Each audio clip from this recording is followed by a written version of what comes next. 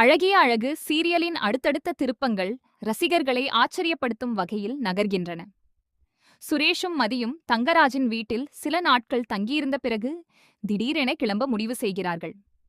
அதிகாலையிலேயே இருவரும் தங்களுடைய பொருட்களை ஒழுங்காக பேக் செய்து கொண்டு மேல்மாடி அறையிலிருந்து கீழே இறங்கி வருகிறார்கள். அப்போது சுரேஷ் மதியின் கையை பிடித்தபடி மெதுவாக படிக்கட்டில் இறங்கி வருவது அனைவரின் கவனத்தையும் ஈர்க்கிறது. இதை பார்த்த தங்கராஜ் எதிர்பாராத அதிர்ச்சியில் உட்கார்ந்த இடத்திலிருந்து எழுந்து நிற்கிறார்.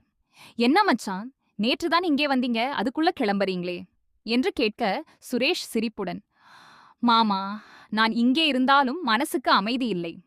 வேலைக்கு போகணும், பொறுப்புகளை கவனிக்கணும். இங்கே இருக்கிற ஒவ்வொரு நிமிஷமும் இன்னும் அதிகமான டென்ஷனை தருது. அதனால நாங்க கிளம்புறதுதான் நல்லது என்று சொல்கிறான். தங்கராஜ் மேலும் 2-3 நாட்கள் இருக்குமாறு கேட்டாலும் சுரேஷ் தனது முடிவில் உறுதியாக இருக்கிறான். அவனுடைய குரலில் முன்பு இல்லாத ஒரு முதிர்ச்சி தெரிகிறது. அருகில் நின்று கொண்டிருந்த மதி அமைதியாக எல்லாவற்றையும் கவனிக்கிறாள். அப்பொழுது ரேவதி மதியை தனியாக அழைத்துச் செல்கிறாள். அவளுடைய முகத்தில் ஒருவித கவலை தெரிகிறது. மதி, நான் சொல்றத தவறா எடுத்துக்காத. சுரேஷ் உண்மையிலேயே நல்ல மனசு கொண்டவன். சில நேரங்கள்ல அவன் நடந்து கொள்ற விதம் உனக்கு பிடிக்காம இருக்கலாம். ஆனா அவன் உள்ளுக்குள் கெட்டவன் கிடையாது. அவனை புரிஞ்சுக்க முயற்சி பண்ணு. ஒரு நாள் கண்டிப்பா உன்னை ரொம்ப அன்போட பார்த்துப்பான். நீயும் அவனை வேற மாதிரி பார்க்க ஆரம்பிப்பே என்று மெதுவாக சொல்கிறாள். மதி எதுவும் பேசாமல் கேட்டுக்கொண்டே இருக்கிறாள். ரேவதி தொடர்ந்து, பல விஷயங்களில் அவன் மற்றவர்களின் பேச்சை கேட்டு நடந்திருக்கலாம். ஆனா அவன் மனசு முழுக்க கெட்டதில்ல. அவனுக்கு ஒரு சந்தர்ப்பம் கொடு என்று கூறுகிறாள். அந்த வார்த்தைகள் மதியின் மனதில் ஆழமாக பதிகின்றன. இதுவரை சுரேஷை பற்றி வைத்திருந்த எண்ணங்களில் சிறிதளவு மாற்றம் ஏற்படத் தொடங்குகிறது. சில மணி நேர பயணத்திற்குப் பிறகு இருவரும் வீட்டை அடைகிறார்கள். வீட்டின் ஹாலில் ராஜலட்சுமியும் ராகவனும் பேசிக்கொண்டு கொண்டிருக்கிறார்கள். கதவு திறக்கும் சத்தம் கேட்டு திரும்பிப் பார்க்கும் ராஜலட்சுமி சுரேஷ் மதியின் கையை பிடித்தபடி உள்ளே வருவதை பார்த்ததும் ஆச்சரியப்படுகிறாள். ஆனால் அடுத்த நொடியே அவளுடைய பார்வை சுரேஷின் தலையில் கட்டப்பட்டிருந்த பேண்டேஜின் மீது விழுகிறது. சுரேஷ், உன் தலையில இந்த கட்டு என்ன? என்ன ஆச்சு என்று பதற்றமாக கேட்கிறாள். உடனே அவளுடைய சந்தேகம் மதியின் மீது திரும்புகிறது. இது எல்லாத்துக்கும் காரணம் இந்த மதிதானா? என் பையனை கவனிக்காம இவ்ளோ கஷ்டப்படுத்திட்டாளா என்று கோபமாக பேச ஆரம்பிக்கிறாள். மதி திடீரென ஏற்பட்ட குற்றச்சாட்டால் அதிர்ச்சியடைந்து நிற்கிறாள். அவள் ஏதாவது விளக்கம் சொல்ல நினைக்கும் முன்பே ராஜலட்சுமி தொடர்ந்து பேசிக்கொண்டே இருக்கிறாள். அந்த நேரத்தில் சுரேஷ் எதிர்பாராத விதமாக தன் அம்மாவை நிறுத்துகிறான். அம்மா, ஒரு நிமிஷம். முதல்ல நான் சொல்றத கேளுங்க. இந்த காயத்துக்கு மதி காரணம் இல்ல. இதுக்கெல்லாம் காரணம் நான்தான். நான் கவனக்குறைவா நடந்துகிட்டு இருந்தப்போ தலையில அடிபட்டு கீழே விழுந்தேன். மதி என்னை காப்பாத்தத்தான் முயற்சி பண்ணினா என்று தெளிவாக சொல்கிறான். அந்த வார்த்தைகள் அனைவரையும் அதிர்ச்சியில் ஆழ்த்துகின்றன. குறிப்பாக மதி நம்ப முடியாமல் சுரேஷை பார்த்து கொண்டே நிற்கிறாள். இதுவரை சிறிய விஷயத்திற்கு கூட தன்னை குற்றம் சொன்ன மனிதன் இன்று தனது அம்மாவுக்கு எதிராக நின்று தன்னை காப்பாற்றுகிறான் என்பதே அவளுக்கு புதிதாக இருக்கிறது. அவளுடைய மனதில் இருந்த கோபத்தின் சுவர் மெதுவாக உடையத் தொடங்குகிறது. இவர் உண்மையிலேயே மாற ஆரம்பிச்சிட்டாரா என்ற கேள்வி அவளுடைய மனதில் எழுகிறது. ஆனால் பிரச்சனை அதோடு முடிவதில்லை. ராகவன் அமைதியாக இருந்தாலும் சில நிபந்தனைகளை முன்வைக்கிறார். அழகுமதி, இந்த வீட்டுல இருக்கணும்னா எங்களோட வார்த்தைய மதிக்கணும். எப்போதும் எதிர்த்து பேசிக்கிட்டே இருக்கக்கூடாது. குடும்பத்தோட ஒத்துழைச்சு வாழணும் என்று சொல்கிறார். அதற்கு முன்பே சுரேஷ் மீண்டும் பேச ஆரம்பிக்கிறான். அப்பா, இப்பதான் வீட்டுக்கு வந்திருக்கோம். வந்த உடனே இவ்வளோ கேள்வி கேட்டா எப்படி? ஒரு பொண்ணு இந்த வீட்டுல சந்தோஷமா இருக்கணும்னா கொஞ்சம் சுதந்திரமும் மரியாதையும் வேணும் இல்லையா என்று கேட்கிறான். அந்த வார்த்தைகள் ராஜலட்சுமியையும் ராகவனையும் அதிர்ச்சியடையச் செய்கின்றன. ஏனெனில் இதற்கு முன்பு சுரேஷ் இப்படி நேராக எதிர்த்து பேசியதில்லை. மதி அமைதியாக இருந்தாலும் அவள் மனதில் சுரேஷை பற்றிய மதிப்பு மெதுவாக உயரத் தொடங்குகிறது. ராஜலட்சுமி தனது கோபத்தை அடக்காமல் மீண்டும் பேசுகிறாள். 2 நாள் மாப்பிள்ளை வீட்டுக்கு போயிட்டு வந்ததால இவ்ளோ மாறிட்டியா? இப்போ உன் பொண்டாட்டிக்காக எங்களுக்கே எதிரா பேசுற என்று கேட்கிறாள். சுரேஷ் அமைதியாக, அம்மா, நான் யாருக்காகவும் எதிரா பேசல. நியாயத்துக்காக பேசுறேன். தவறு யாருடையதா இருந்தாலும் தவறுதான் என்று பதில் சொல்கிறான். அந்த பதில் ராஜலட்சுமியை மேலும் குழப்புகிறது. மதி இதையெல்லாம் பார்த்து கொண்டே இருக்கிறாள். சில நாட்களுக்கு முன்பு வரை தன்னை புரிந்து கொள்ளாத மனிதன் இன்று ஒவ்வொரு விஷயத்திலும் தன்னுடைய பக்கம் நின்று பேசுவது அவளுக்கு ஆச்சரியமாக இருக்கிறது. பின்னர் பேச்சு வேலை விஷயத்திற்கு திரும்புகிறது. ராஜலட்சுமி, அழகுமதி, வேலைக்கு போக வேண்டாம், வீட்லேயே இரு, வீட்டு பொறுப்ப கவனிச்சா போதும் என்று சொல்கிறாள். அதைக் கேட்டவுடனே சுரேஷ் மறுக்கிறான். அம்மா, அது சரியில்ல. அவள் படிச்சிருக்கா, அவளுக்கு வேலை செய்யணும் அப்படின்ற ஆசை இருக்கு. அந்த ஆசையை யாராலும் தடுக்கக்கூடாது. இந்த காலத்துல பெண்களும் தங்களோட வாழ்க்கையை உருவாக்கணும். வீட்டுக்குள்ள மட்டும் அடைஞ்சு இருக்க சொல்லக்கூடாது என்று உறுதியாக பேசுகிறான். அவனுடைய குரலில் இருந்த நம்பிக்கை அனைவரையும் அமைதியாக்குகிறது. மதி இதுவரை யாரிடமும் சொல்ல முடியாத ஒரு நன்றியுணர்வை மனதிற்குள் உணர்கிறாள். அந்த நேரத்தில் மதியின் மனதில் ஒரு முக்கியமான எண்ணம் தோன்றுகிறது.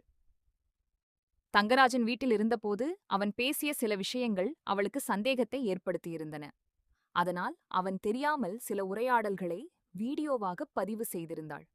இப்போது வீட்டில் அனைவரும் சுரேஷை தவறாக நினைத்து பேசிக் கொண்டிருப்பதை பார்த்தவுடன் அந்த வீடியோவை காட்ட வேண்டிய நேரம் வந்துவிட்டது அப்படின்னு முடிவு செய்கிறாள்.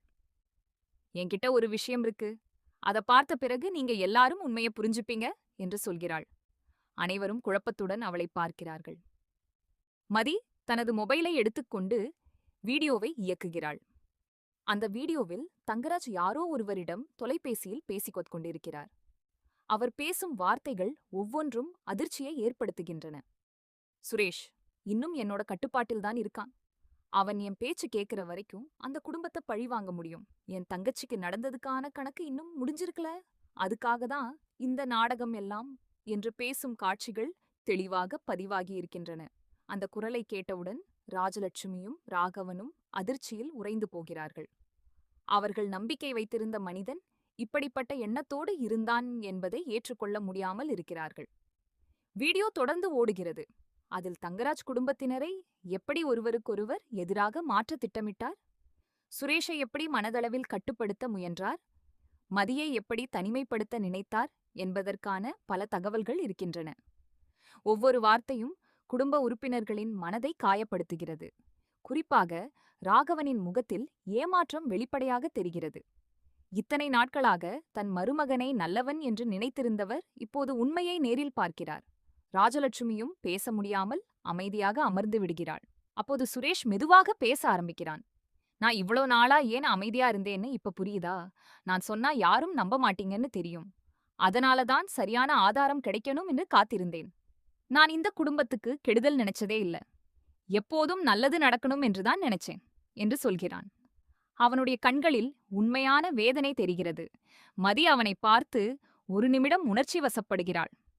இவ்வளவு நாட்கள் அவனை தவறாக புரிந்து கொண்டோமோ என்ற எண்ணம் அவளுக்குள் உருவாகிறது. அந்த நேரத்திலே கதவு திறந்து தங்கராஜ் வீட்டுக்குள்ள வருகிறார். உள்ளே நிலவிய அமைதியை பார்த்தவுடனே ஏதோ தவறு நடந்திருக்கிறது அப்படின்று உணர்கிறார். என்னங்க, எல்லாரும் இவ்வளவு அமைதியா இருக்கீங்க என்று கேட்கிறார். ராகவன் உடனே எந்த பதிலும் சொல்லாமல் மதியை நோக்கி, அந்த வீடியோவை அவருக்கும் காட்டு என்று சொல்கிறார்.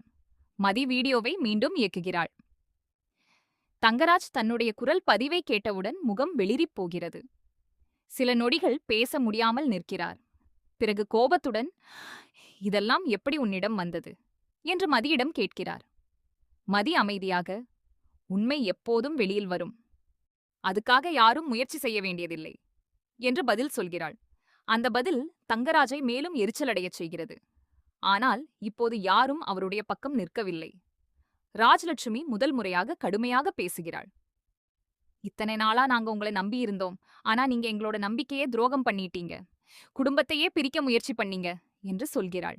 ராகவனும் அதையே ஒப்புக்கொள்கிறார். தங்கராஜ் பதில் சொல்ல முடியாமல் தலையை குனிகிறார். அதன் பிறகு வீட்டின் சூழ்நிலை முற்றிலும் மாறுகிறது. சுரேஷ் மீது இருந்த சந்தேகங்கள் குறைய ஆரம்பிக்கின்றன. ராஜலட்சுமியும் ராகவனும் தங்களுடைய தவறை உணர்கிறார்கள். குறிப்பாக மதியை பற்றிய தங்களுடைய எண்ணங்கள் பல இடங்களில் தவறாக இருந்திருக்கலாம் என்பதை ஏற்றுக்கொள்கிறார்கள். மதி அமைதியாக இருந்தாலும் அவளுடைய மனதில் ஒரு நிம்மதி உருவாகிறது. இவ்வளவு நாள் யாரும் நம்பாத உண்மை இன்று அனைவரின் முன்னும் வெளிச்சத்திற்கு வந்திருக்கிறது. அவள் அனுபவித்த வேதனைக்கு இப்போது ஒரு பதில் கிடைத்தது போல உணர்கிறாள். சுரேஷும் மதியும் ஒருவரை ஒருவர் புதிய பார்வையில் பார்க்க ஆரம்பிக்கிறார்கள். கடந்த காலத்தில் நடந்த தவறுகள், புரிதல் குறைகள், கோபங்கள் ஆகியவை மெதுவாக மறைந்து செல்கின்றன. அவர்கள் இருவருக்கும் இடையே இதுவரை இல்லாத ஒரு நம்பிக்கை உருவாகிறது. குடும்ப உறுப்பினர்களும் அதை கவனிக்கிறார்கள். ராஜலட்சுமி கூட மனதிற்குள் இந்த இருவரும் உண்மையிலேயே சந்தோஷமா வாழணும் என்று நினைக்கத்தோ தொடங்குகிறாள். குடும்பத்தில் நீண்ட நாட்களாக இருந்த பதற்றம் மெதுவாக குறைகிறது. இந்நிலையில் தங்கராஜின் உண்மையான முகம் அனைவருக்கும் தெரிந்துவிட்டதால் அவர் இனி எப்படிப்பட்ட முடிவை எடுப்பார் என்ற கேள்வி எழுகிறது. தனது திட்டங்கள் அனைத்தும் தோல்வியடைந்து விட்டதை உணர்ந்த அவர் மேலும் ஏதாவது செய்ய முயற்சிப்பாரா அல்லது தனது தவறை ஒப்புக்கொள்வாரா என்பது தெரியவில்லை.